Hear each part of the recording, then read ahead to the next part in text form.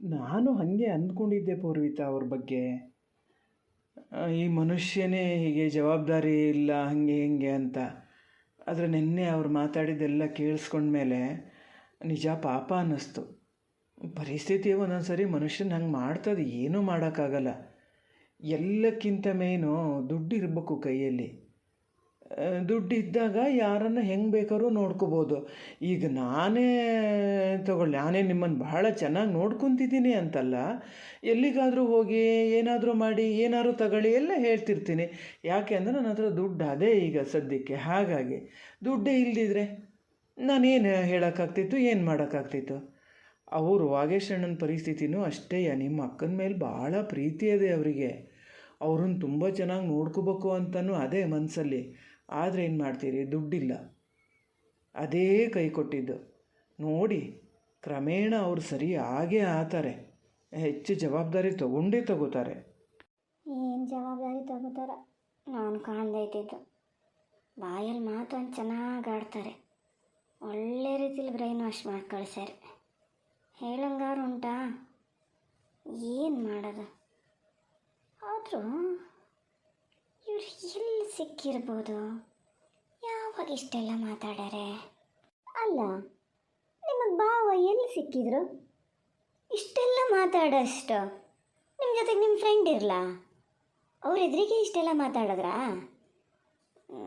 ಅದಕ್ಕೆ ನಂಗೆ ಭಾವದ ಮೇಲೆ ಒಂದೊಂದು ಸರಿ ಸಿಟ್ಟು ಬರೋದು. ಅವ್ರವ್ರ ಮನೆ ವಿಚಾರ ಏನಿದ್ರು ಅವ್ರವ್ರ ಮನೇಲಿ ಇಟ್ಕೊಬೇಕಪ್ಪ. ಬೇರೆಯವ್ರ ಎದುರಿಗೆ ಏನು ಮಾತಾಡೋದು ಹಾಗೆಲ್ಲ. ಎಷ್ಟೇ ಆದರೂ ನಾವು ನೆಂಟರು ಗೊತ್ತಾ, ನೆಂಟ್ರೊಳಗೆ ಒಂಥರ ಸಸಾರ ಆದಂಗೆ ಆಗ್ತದೆ. ನೀವಾರು ಮಾತನ್ನು ಸ್ಟಾಪ್ ಮಾಡತ್ತಾನೆ, ಯಾಕೆ ಕಂಟಿನ್ಯೂ ಮಾಡಿದ್ರಿ ನೀವು? ಇಲ್ಲ ಪೂರ್ವಿತ, ಯಾರೂ ಇಲ್ಲ, ನಾನೊಬ್ಬನೇ ಇದ್ದಿದ್ದು. ಅನಿಲ್ ಇರಲ್ಲ ನಿನ್ನೆ ನನ್ನ ಜೊತೆ. ನಾನು ಒಬ್ಬನ್ನೇ ಬರೋಕ್ಕೆ ಹೇಳಿದರು ವಾಗೇಶಣ್ಣ. ಹಂಗಾಗಿ ಇಬ್ಬರೇ ಇದ್ವಲ್ಲ, ಅದಕ್ಕೆ ಈ ಥರ ಮಾತೆಲ್ಲ ಬಂತು. ನಿಮ್ಮೊಬ್ಬರನ್ನೇ ಬರೋಕ್ಕೆ ಹೇಳಿದ್ರಾ? ಎಂತಕ್ಕೆ? ನೀವು ಹೇಳಲೇ ಇಲ್ಲ ನನಗೆ. ಅದಕ್ಕೆ ನೆನ್ನೆ ಹೋಗಿದ್ದ ನೀವು ಅಷ್ಟು ಗಡ್ಬಿಡಿಲೇ. ಈಗ ಹೇಳ್ತಿದ್ದೀರಿ. ನಿಮ್ಮೊಬ್ಬರನ್ನ ಎಂತಕ್ಕೆ ಬರೋಕ್ಕೆ ಹೇಳಿದ್ರು ಅವರು? ನೋಡಿ ರಾಕೇಶ್, ಏನೇ ಇದ್ರೂ ಸತ್ಯ ಹೇಳಿ, ಸುಳ್ಳಂತೂ ಏನೂ ಇರಬಾರ್ದು ನಮ್ಮ ಮಧ್ಯೆ. ಹೇಳಿದ್ದೀನಿ. ಎಂತಕ್ಕೆ ಭಾವ ಎಂತಕ್ಕೆ ಬರೋಕ್ಕೆ ಹೇಳಿದ್ರು ನಿಮ್ಮನ್ನು? ಅಯ್ಯೋ ಪೂರ್ವಿತ, ನೀವ್ಯಾಕೆ ಅಷ್ಟು ಟೆನ್ಷನ್ ಆಗೋದು? ಮತ್ತೇನಿಲ್ಲ.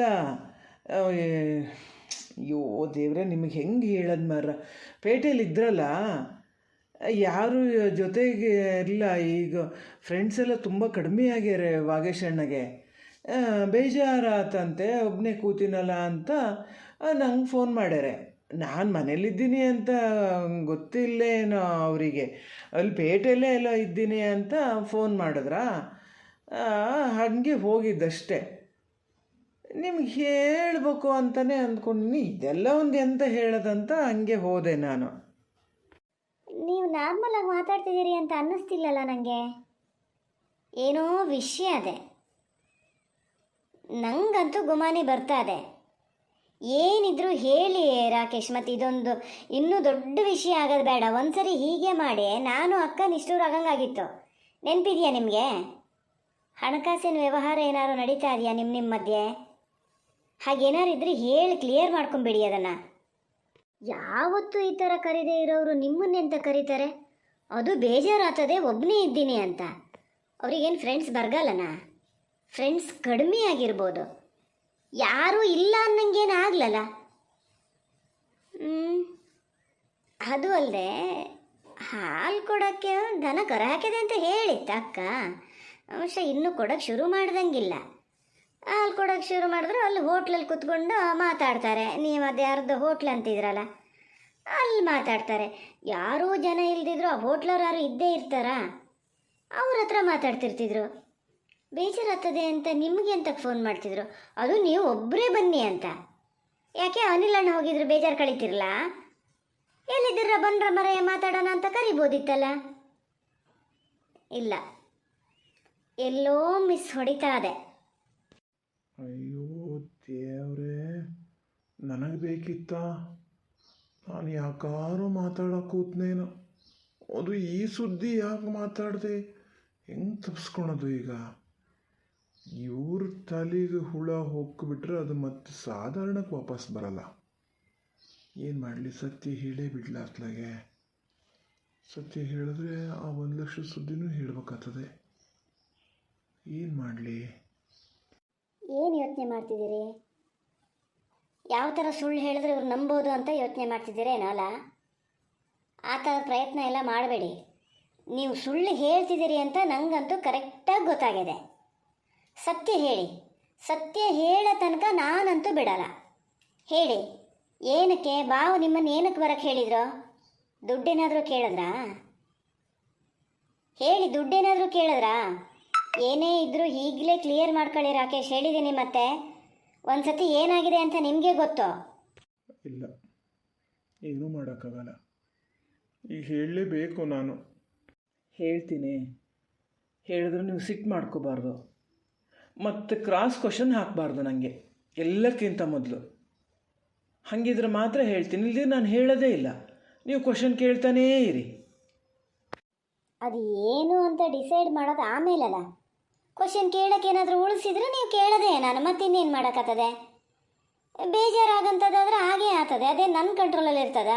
ನೀವು ಹೇಳೋ ವಿಷಯದ ಮೇಲೆ ಡಿಪೆಂಡ್ ಅದೆಲ್ಲ. ಇವತ್ತಲ್ದಿದ್ರೆ ಯಾವತ್ತಾರು ಬೇಜಾರು ಆಗೇ ಆಗ್ತದೆ. ಹೇಳಿ ಈಗ ನೀವು. ಅಯ್ಯೋ ರಾಮ, ಇದು ಒಳ್ಳೆ ಕತ್ತಿ ಆತಲ್ಲ. ನಾ ಏನು ಮಾಡಬೇಡಿ ಅಂತ ಹೇಳಿದ್ನು ನೀವು ಅದನ್ನೇ ಮಾಡ್ತಿದ್ದೀರಿ. ನಾ ಒಂದು ಕೆಲಸ ಮಾಡ್ತೀನಿ, ಹೇಳ್ತೀನಿ, ಇಲ್ಲಿಂದ ಎದ್ದು ಹೋಗಿಬಿಡ್ತೀನಿ. ಆಮೇಲೆ ಎಂತ ಬೇಕಾದ್ರೆ ಮಾಡ್ಕೊಳ್ಳಿ ನೀವು.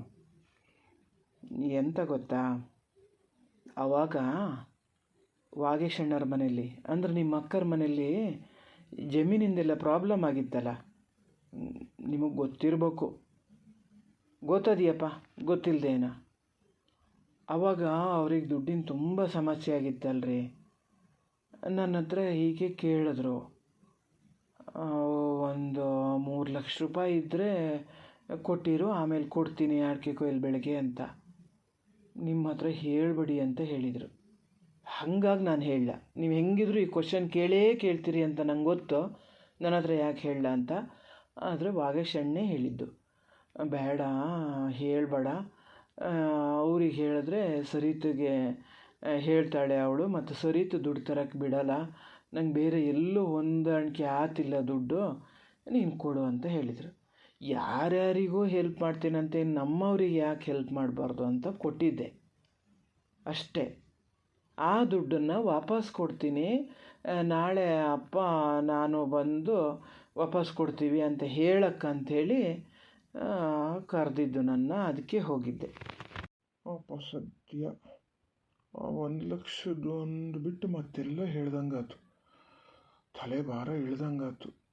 ಅದನ್ನೇನು ಮಾಡಲಿ ಈಗ? ಹೇಳ ಬೇಡ? ಏನು ಮಾತಾಡ್ತಾನೆ ಇಲ್ಲಲ್ಲ ನೀವು? ಏನಾರು ಹೇಳಿ. ಏನು ಮಾತಾಡಲಿ? ಅದಕ್ಕೆ ಅವಕಾಶನೇ ಇಲ್ಲಲ್ಲ. ಕ್ವಶನ್ ಕೇಳಬಾರ್ದು ಅಂದಿರಿ, ಬೇಜಾರು ಮಾಡ್ಕೊಬಾರ್ದು ಅಂದಿರಿ. ಅದೆರಡು ಬಿಟ್ಟು ಇನ್ನೇನು ಮಾಡೋಕ್ಕಾಗ್ತದೆ ನನಗೆ? ಏನು ರಾಕೇಶ್ ನೀವು 3,00,000 ಅಂದರೆ ಅಷ್ಟು ಕಡಿಮೆನಾ? ಅವ್ರು ಅದಕ್ಕೆ ಬಳಸ್ಯಾರೋ ಬೇರೆ ಯಾವುದಕ್ಕೋ ಬಳಸ್ಯಾರೋ ಯಾರಿಗೆ ಗೊತ್ತು? ನೀವು ಹೋಗಿದ್ರ ನೋಡೋಕ್ಕೆ? ಅಲ್ಲಿ ನೋಡ್ಬೇಕಾಗಿರೋರು ಯಾರು ಹೇಳಿ? ಅಕ್ಕ. ಅದಕ್ಕೆ ಗೊತ್ತಾಗ್ತದೆ ಏನು ಎತ್ತ ಅಂತ. ಅದಕ್ಕೆ ವಿಚಾರ ಗೊತ್ತಿಲ್ಲದೆ ನೀವು ಹಿಂಗೆ ಇಷ್ಟು ದೊಡ್ಡ ಅಮೌಂಟ್ ಕೊಟ್ಕೊಂಡ್ರೆ, ಅಯ್ಯೋ ದೇವ್ರೆ, ನೀವೇ ಕಲಿಸ್ದಂಗೆ ಆಗ್ತದಲ್ಲ. ಏನು ಹೇಳಬೇಕು ನಿಮಗೆ ಅಂತಲೇ ಗೊತ್ತಾಗಲ್ಲ. ಅಟ್ಲೀಸ್ಟ್ ನನ್ನ ಹತ್ರನಾರು ಹೇಳಬೇಕು ಹೋದಲ್ಲ. ಅವ್ರ ಹೆಂಡ್ತಿಗೆ ಗೊತ್ತಿಲ್ಲದೇನೆ ಅವ್ರ ಹೆಂಡತಿ ಮನೇಲಿ ದುಡ್ಡು ತೊಗೊಂಡು ಹೋಗೋಕೆ ಅವ್ರು ನೋಡ್ತಾ ಇದ್ದಾರೆ ಅಂದರೆ, ನೀವು ಅದರ ಬಗ್ಗೆ ಸ್ವಲ್ಪನಾರು ಯೋಚನೆ ಮಾಡಬೇಕಲ್ಲ ರಾಕೇಶ್. ಈಗೇನೀಗ ದುಡ್ಡು ಕೊಡ್ತೀನಿ ಅಂತನಾರು ಹೇಳಿದ್ರಾ? ಅದನ್ನಾರು ಹೇಳಿ. ಅದೇ ಹೇಳಿದ್ನಲ್ಲ, ನಾಳೆ ಅವರಪ್ಪ ಅವರು ಬಂದು ಕೊಡ್ತಾರಂತೆ. ಪೇಟೆಗೆ ಬರೋಕ್ಕೆ ಹೇಳ್ಯಾರೆ. ಮನೆಗೆ ಬರೋಕ್ಕೆ ಹೇಳ್ಬೋದಿತ್ತಲ್ಲ. ಮನೆಗೆ ಬಂದರೆ ಮನೇಲಿ ನೀವು ಇರ್ತೀರಲ್ಲ, ನಿಮಗೆ ಗೊತ್ತಾಗ್ತದಲ್ಲ ಅಂತ. ವಾಗೇಶಣ್ಣನ ಟೆನ್ಷನ್ನು, ನಂದಲ್ಲ. ಬತ್ತ ಮಾತ್ರ ಚೆನ್ನಾಗಿ ಆಡೋಕ್ಕೆ ಕಲ್ತೀರಿ. Thank you. ಉಪ್ಪಿನಕಾಯಿ ಹಾಕಿ ನೆಕ್ಕಳಿ ನಿಮ್ಮ ಥ್ಯಾಂಕ್ಸ್ನ. ಅವರಷ್ಟು ತಲೆ ಓಡಿಸ್ತಾರೆ, ನಿಮಗೆ ಸ್ವಲ್ಪನೂ ಬುದ್ಧಿವಂತಿಕೆಲಿ ಯೋಚನೆ ಮಾಡಬೇಕು ಅಂತ ಅನ್ಸಲ್ಲಲ್ಲ. ದೇವ್ರೆ, ಈ ಸರಿನೂ ಅಕ್ಕೇನು ನನ್ನ ಮೇಲೆ ಬೇಜಾರು ಮಾಡ್ಕೊತದೇನ? ಪೂರ್ವಿತ್ ಗೊತ್ತಿದ್ದು ನನ್ನ ಹತ್ರ ಎಂಥದನ್ನೂ ಹೇಳಲ್ಲ ಅಂತ. ನೀವು ಗಂಡಸ್ರ ವ್ಯವಹಾರದಲ್ಲಿ ನಮಗೆ ಮಧ್ಯೆ ತಂದಿಡ್ತೀರಿ ನೀವಷ್ಟೇ. ಹಿಂಗೂ ಆಗೋದೆಲ್ಲ ಆಗಿ ಹೋಗ್ಯದಲ್ಲ ಪೂರ್ವಿತಾ, ಅದಕ್ಕೆ ಹತ್ರ ಮಾತ್ರ ಹೇಳಬೇಡಿ ಆಯಿತಾ. ಮತ್ತು ಅವ್ರು ಹೋಗಿ ವಾಗೇಶಣ್ಣನ ಹತ್ರ ಕೇಳೋದು, ಅಲ್ಲ ಅವ್ರವ್ರ ಮಧ್ಯೆನೂ ಜಗಳ, ಮೇಲಾಗಿ ವಾಗೇಶಣ್ಣಗೂ ನನ್ನ ಮೇಲೆ ಒಂಥರ ಅಸಮಾಧಾನ ಆದಂಗೆ ಆಗ್ತದೆ. ಬೇಡ, ಮುಗಿದ್ಬಿಡ್ಲಿ ಇದು ಇಲ್ಲಿಗೆ. ನಾನು ನಾಳೆ ದುಡ್ಡು ಇಸ್ಕೊಂಬತ್ತೀನಿ, ಆ ದುಡ್ಡು ಪೂರ್ತಿ ನಿಮಗೇ ಕೊಡ್ತೀನಿ ಬೇಕಾರೆ. ಈ ಬಗ್ಗೆ ಇನ್ನು ಮಾತಾಡಬೇಡಿ. ನೀವು ಹೇಳ್ತೀರಿ ಅಂತ ಇದನ್ನು ಅಷ್ಟು ಸುಲಭಕ್ಕೆ ನಾನೇನು ಬಿಡಲ್ಲ. ಅಕ್ಕನ ಕಿವಿಗೆ ತಲುಪಬೇಕಲ್ಲ. ಹೆಂಗೆ ನೇರ ಹೇಳಿದ್ರೆ ಪಾಪ ಬೇಜಾರು ಮಾಡ್ಕೊತದೇನೋ. ಫಸ್ಟ್ ಅಮ್ಮನ ಹತ್ರ ಮಾತಾಡ್ಕೊಬೇಕು. ಮಾತಾಡ್ಕೊಂಡು ಆಮೇಲೆ ಏನು ಮಾಡೋದು ಅಂತ ಯೋಚನೆ ಮಾಡಬೇಕು. ಅಯ್ಯೋ ಬಾವ, ಹುಟ್ಟು ಗುಣ ಸುಟ್ಟರು ಹೋಗಲ್ಲ ಅಂತಾರಲ್ಲ, ಅದೇನು ಸುಳ್ಳನು? ನಿಮ್ಮ ವಿಚಾರದಲ್ಲಿ ಮಾತ್ರ 100ಕ್ಕೆ 100 ಸತ್ಯ ಅದು.